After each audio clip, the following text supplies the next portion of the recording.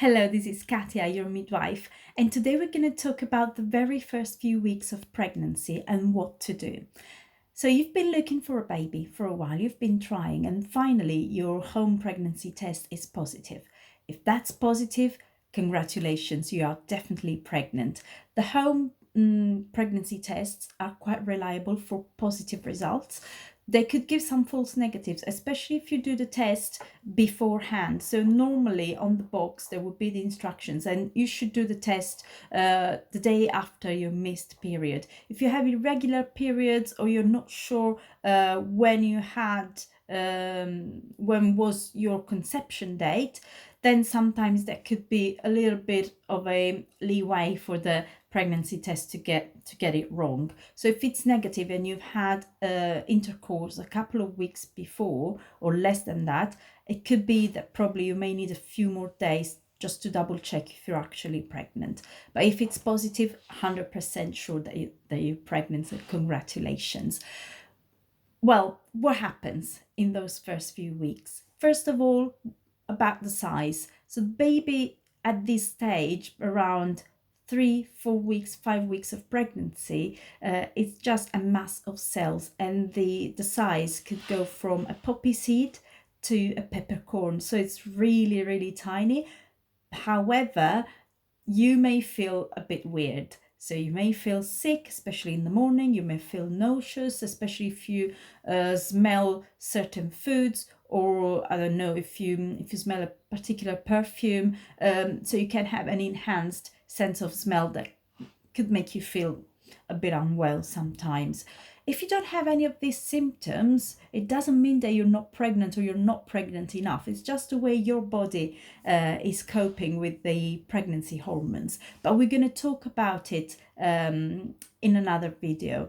What should you do? So you've just done the test. So roughly you may be about 5, 6 weeks pregnant, sometimes 8 weeks pregnant if you have very irregular cycles. What should you do? So you want to look for a hospital where you want to give birth. Here in the UK, it's quite straightforward. Normally, you would book in the hospital in your local hospital.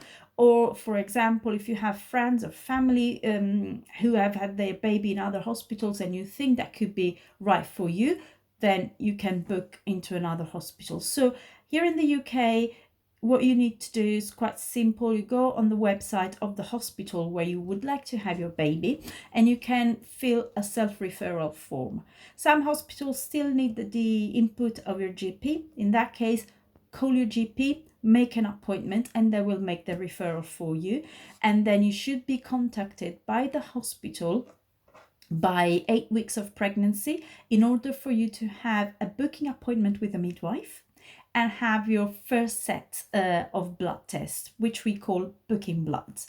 So these booking bloods are a group of blood tests that help us to understand if there is anything that we can do for you since the start of your pregnancy and what we're going to investigate. So first of all, we're going to take a full blood count to check what's going on in your blood. So full blood count is basically a blood test that checks the particulate portion of your blood. So it's gonna look for it's gonna look at your red blood cells, white blood cells, platelets, all the components, the solid components of your blood, just to check if you have anemia, for example, or any other sorts of disease that you probably were not aware of.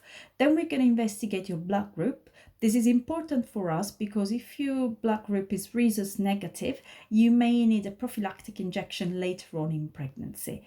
And then we're going to have a look at your infectious status. So we're going to check if you have a current or you had a past infection from HIV, hepatitis B, and syphilis. And then last but not least, we're going to screen you for sickle cell anemia, which is a very particular kind of anemia, which could affect especially people from the Mediterranean area and Africa, but it's not a given that only this kind of ethnicity could be affected.